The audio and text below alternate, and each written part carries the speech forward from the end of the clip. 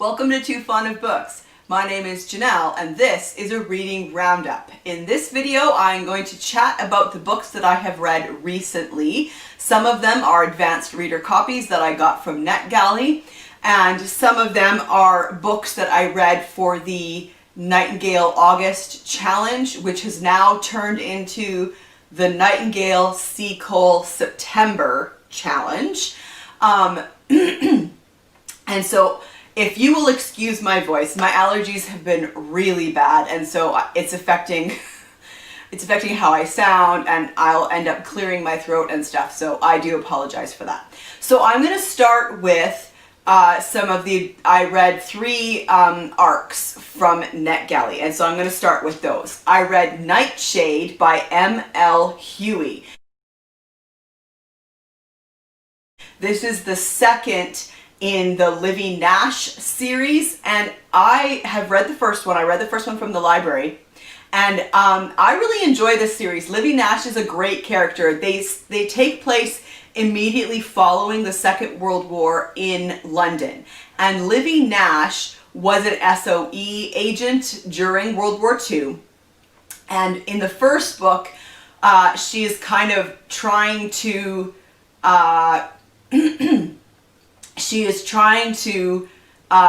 figure out how to live after her experiences during the war. In this book, she is contacted by Ian Fleming, and he asks her to become a double agent in order to discover whether a fellow SOE agent that everyone thought was dead is still alive or not. And so her signal has been picked up by people who are listening, and her fist, like when you, I guess during the war, and when you had to send messages, coded messages, everybody had a specific style, and that's how you knew that that message was coming from the right person. And so her signal came through, and the fist was right, so they knew that it was her.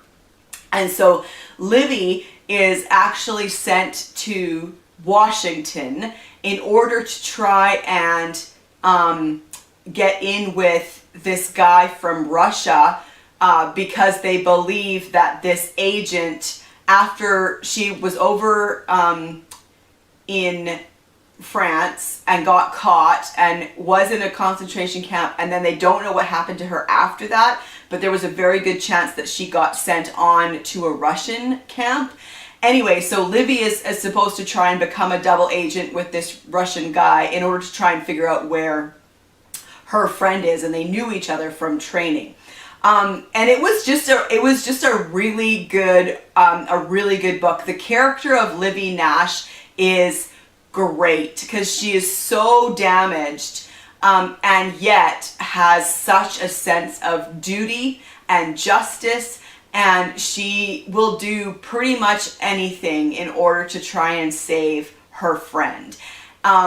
The other characters in this book in particular, but in the first one as well, are just as nebulous as the world that they inhabit. So if you like a good spy thriller, if you like a good espionage thriller, this series might be the one for you. And I gave it 4 stars. And I also read A History of Death in 17th Century England by Ben Norman. This is a history book that's coming out by Pen and Sword. This one's not coming out till the end of the month. The other 2 are already available for you to buy. So this book is a look at death in 17th century England, and the title itself really interested me because I really like history books that delve in on a very specific, minute little topic in history. And so the author has done this. He's looking at death in 17th century England. So he's really narrowing in, and I really like that. So he wrote in the beginning of the book, "This book will chart the history of death in 17th century England using a chronological approach, beginning with how people died and finishing with how they were remembered once they had been laid to rest." and touching on every formality and customary occurrence in between. And he totally did what he set out to do. So the first few chapters, he talks about how people died in the 17th century. He had a chapter on natural death. He had a chapter on the soldierly death, because there was a lot of wars in the 17th century in England. And then he also included murder, how people were murdered, and then the other side of that, which was capital punishment, which was obviously was used in the 17th century.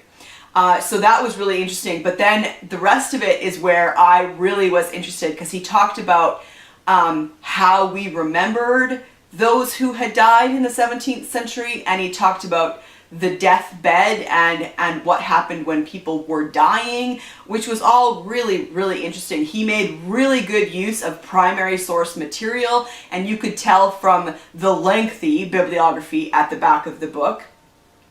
He had really well chosen illustrations that added to my understanding of what he was talking about. I really liked, he had in the chapter on royal funerals, he had a description of the funeral preparations and procession for Elizabeth I, which was really interesting.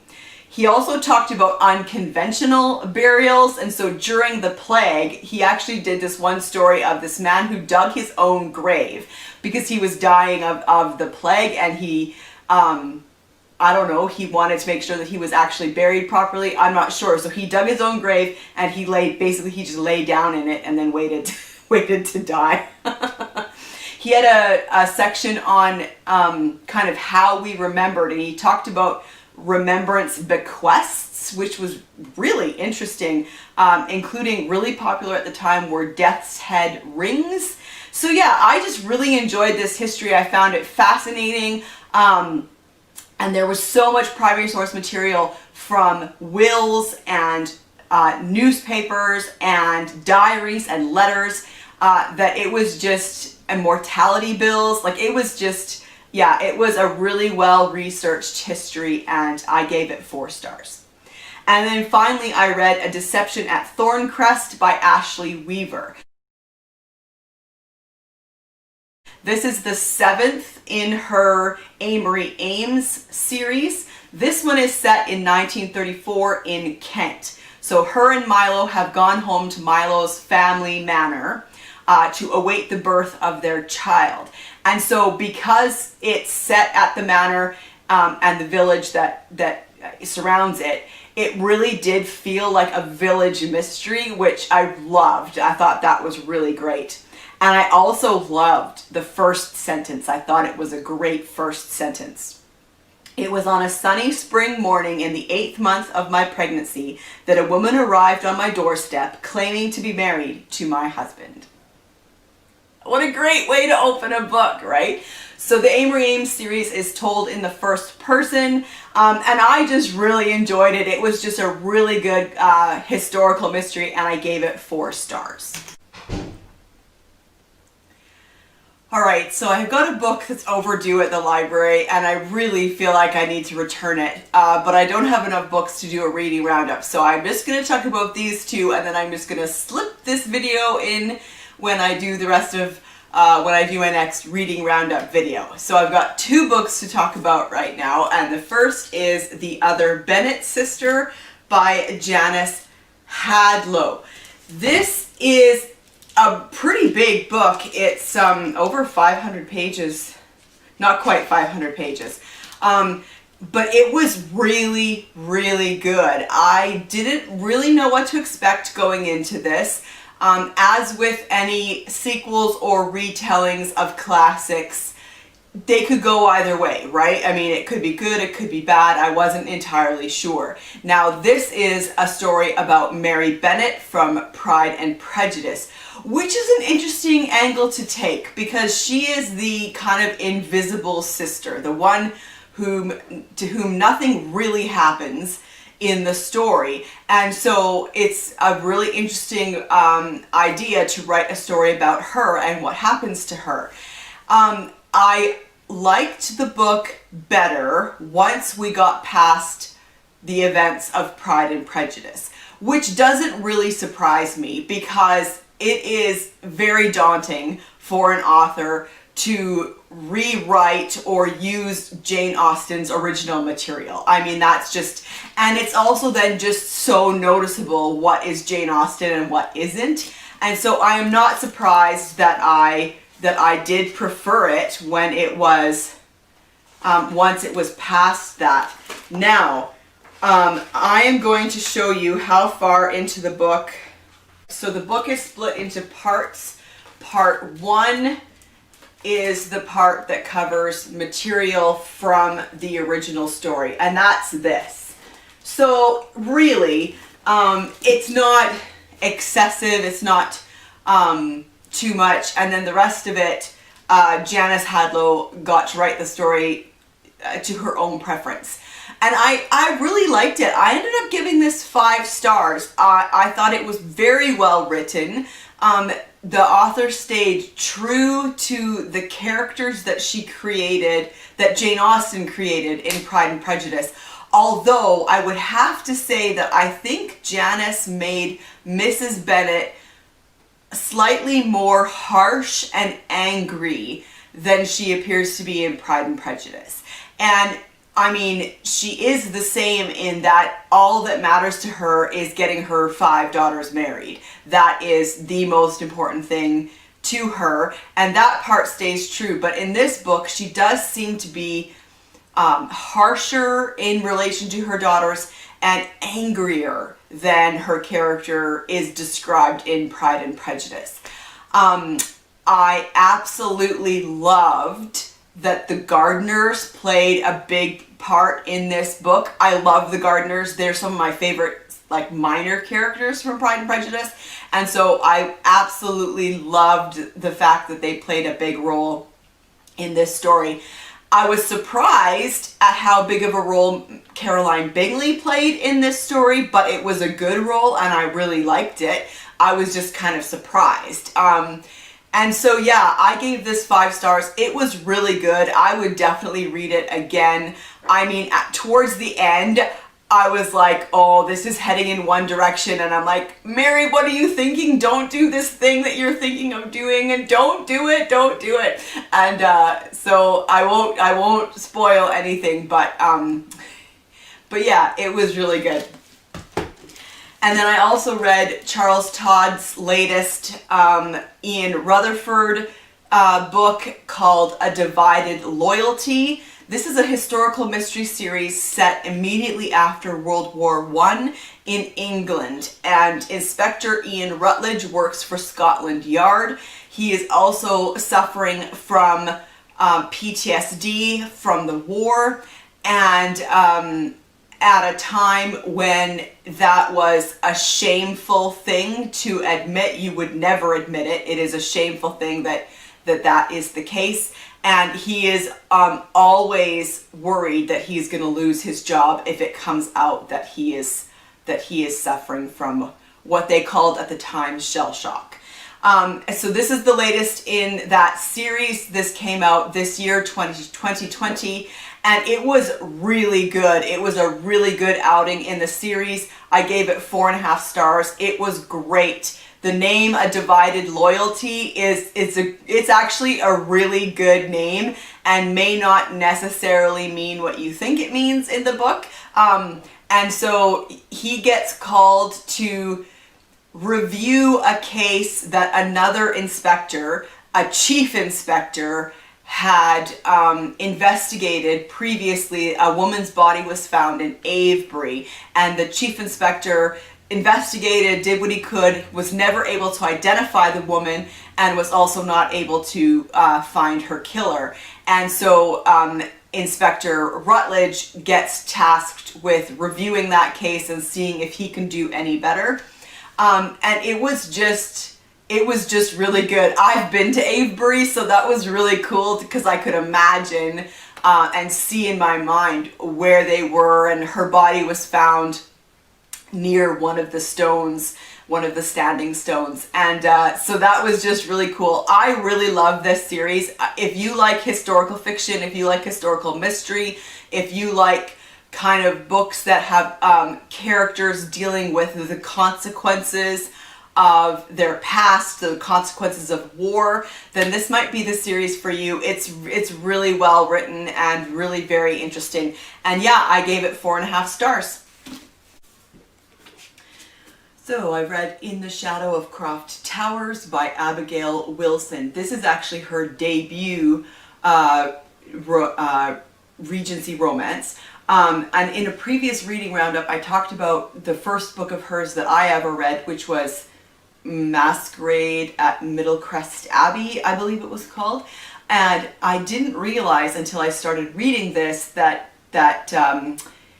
I don't know if they're going to be a series or not, but similar, some of the same characters appear in the Masquerade at Middlecrest Abbey as appear in this one. So because of that, I did know some of the outcome of this story, which is a tad unfortunate. However, I still really, really liked this. So In the Shadow of Croft Towers is a story about Sybil Delafield, who is a girl who grew up not knowing who her family is, but she was somebody anonymous, paid for her to go to a good school. And so she ends up, at the beginning of this book, she is heading to Croft Towers to be a companion for Mrs. Chalcroft. And when she gets there, Mrs. Chalcroft asks her secretly to deliver letters and parcels for her that nobody else who lives at Croft Towers is to know about. And so, of course, Sybil is, you know, intrigued what's going on with that. And this is, again, just the exact type of Regency romance that I like, historical fiction. Highwaymen, spies, dragoons, murder, priests' holes, secret letters, women's reputations, unknown parentage, inheritance, mysterious paintings, secrets, smuggling. This was just so much fun. For a debut novel, it was really well written, with a great story, great characters, a really great romance, and just a really fun Regency romance, exactly the kind that I like. I really, really enjoyed it. I gave it 5 stars. Again, I just really like Abigail Wilson, and I hope that she keeps writing and gives me more of these fantastic Regency romance books. I mean, they're so fun. All of the disguises and smuggling and spies, and it's just very, very entertaining. And I also read The Girl from Widow Hills by Megan Miranda. This was also really good. I've never read anything by this author before, but it was the synopsis that intrigued me about this story. So this is a story of Arden Maynor. When she was a child, when she was 6 years old, she was washed away in a flood that the town she was living in was experiencing. She had been sleepwalking, she got outside and got washed away, and she wasn't found until 3 days later. And when they found her, she was clinging to a grate, an underground grate, which sounds horrifying, right? And so the book takes place years later, as she's now in her mid-20s. She's working in administration in a hospital, and she starts to sleepwalk again. She hadn't been sleepwalking for years, but she starts to sleepwalk again because she gets a call that her mom, who she hadn't seen for years, had died and had been dead for like 7 months, and did she want her personal effects. And so the personal effects arrive in a parcel, and that's when she starts sleepwalking again.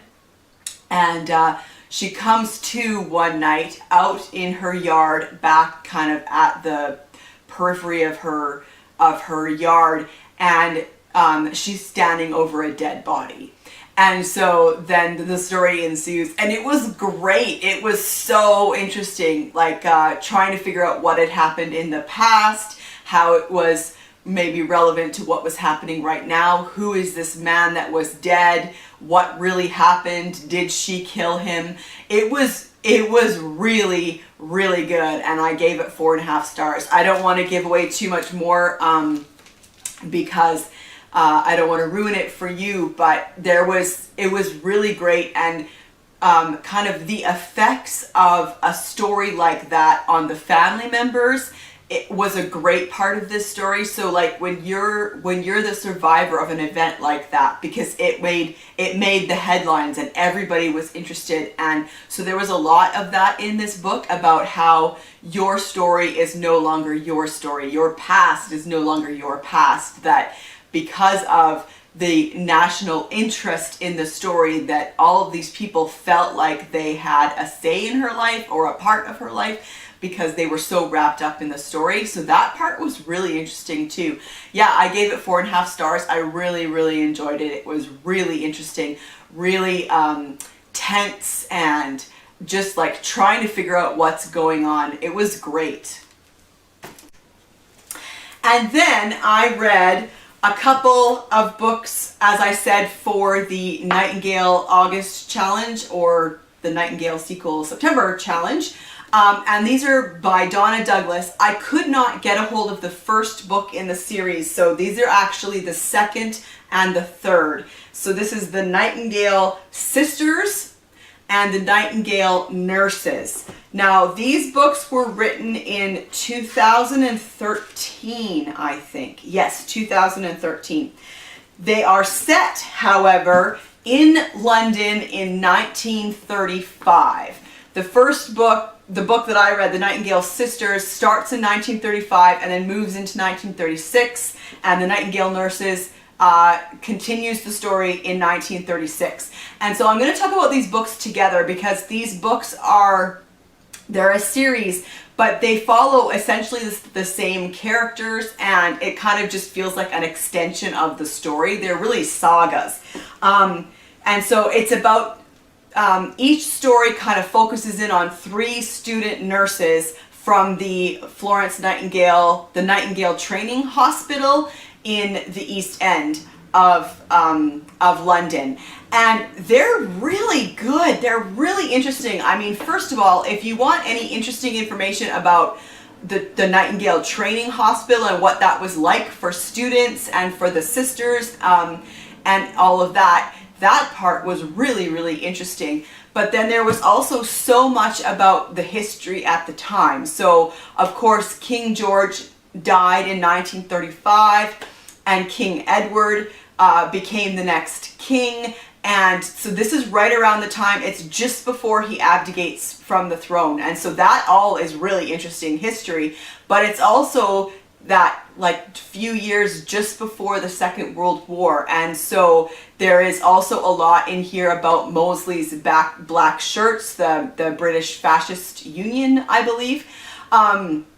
And so there's just a lot going on. What I love about these books, and I really want to continue with this series because the author does a super job of creating her characters, of developing her characters. The people in this book, the 3 main characters that you're following, but also there's numerous other characters, and they all have distinct personalities and conflicts and family history, and it's just like she just has done such a good job of giving you what feels like a real person. And so that I just really like that. Now, I will give a caveat. There are times where it sometimes feels a little bit soap opera-ish. But I'm okay with that because I end up falling in love with these characters and I want to know what happens to them. So I'll give it, a pass that sometimes it feels just a little bit soap opera-ish. And also in the Nightingale Nurses, there were a couple of the conflicts that it seemed like they were resolved just a little bit too easily. And I will also give the author a pass for that because there are plenty of other conflicts that aren't resolved quite as neatly or as easily. And in some cases, not at all. You have to read to the next book to find out what's going to happen. But I can highly recommend this series. It's very, very entertaining.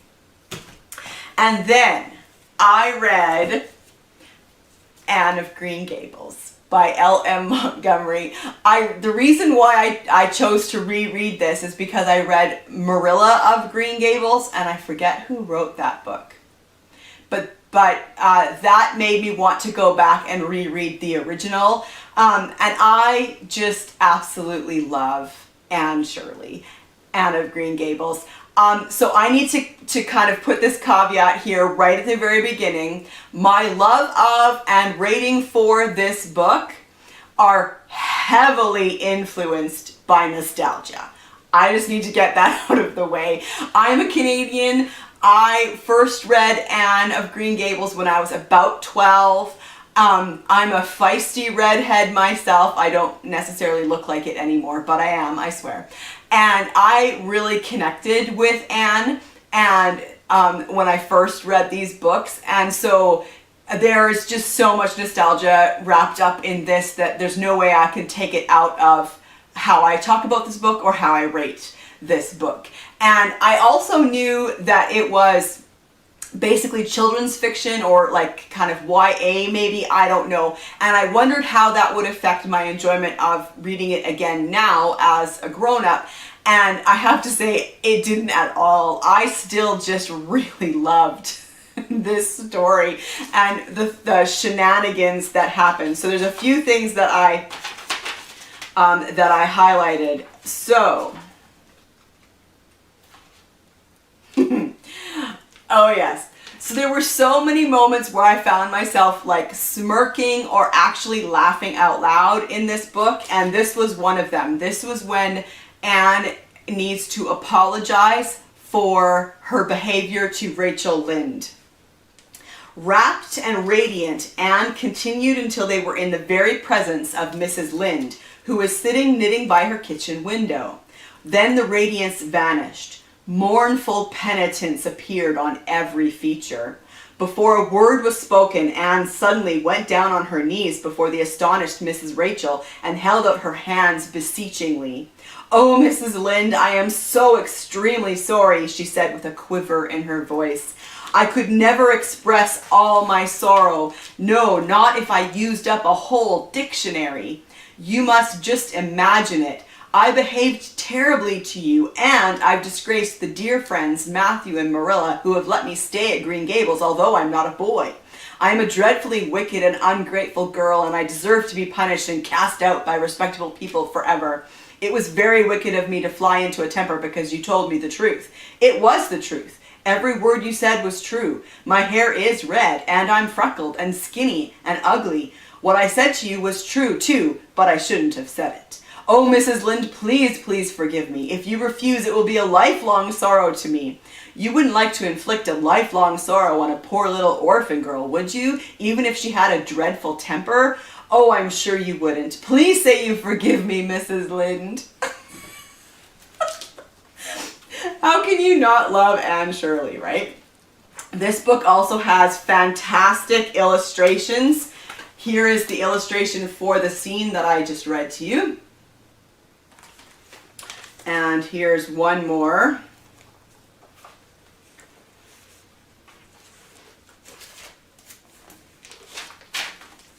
This is when Gilbert pulls her braid and calls her carrots at school. And then I wanted to read one more little quote that is just so Anne. Mrs. Barry says to her, "How are you?" "I am well in body, although considerably rumpled up in spirit. Thank you, ma'am," said Anne gravely. So Anne Shirley, with her scope for the imagination and her depths of despair, I just love it so much. But I also love Marilla and Matthew. Matthew with his, "Well now, I dunno," constantly throughout the book. He's just so fantastic. And then Marilla, who feels like she has to be so strict. And yet she cannot contain herself when Anne goes babbling on, or the things that happens, she turns away, and it's described so often that she's got a smirk on her lips. And so I just love it, and I gave it 5 stars. And then finally I read Murder in Galway by Carlene O'Connor. This is the first in her A Home to Ireland mystery series. This is a cozy series. It just caught my attention at the library, so I thought that I would read it. The main character is Tara Meehan, and she's from New York. Her mother has just recently died, and she has brought her ashes back to Ireland to scatter them. She also asked Tara to give a message to her mother's brother that she is sorry. So she's been estranged from her brother for years, and Tara has never actually met him, and so she goes back to Ireland to meet him and to spread her mother's ashes. And so the first day that she's there, she goes to her uncle's cottage and finds a body sprawled in the doorway. And of course she believes that it's her uncle, and that's what she tells the police, because it's in his house. But it turns out to be somebody else, and the police are after her uncle for murder. And so of course she gets herself involved. And this was good. It was fun. It had some interesting characters. It was kind of just like a classic cozy mystery, and I gave it 3 stars. So, have you read any of these books? Chat about them in the comment section down below, and I'll see you for another video soon. Bye.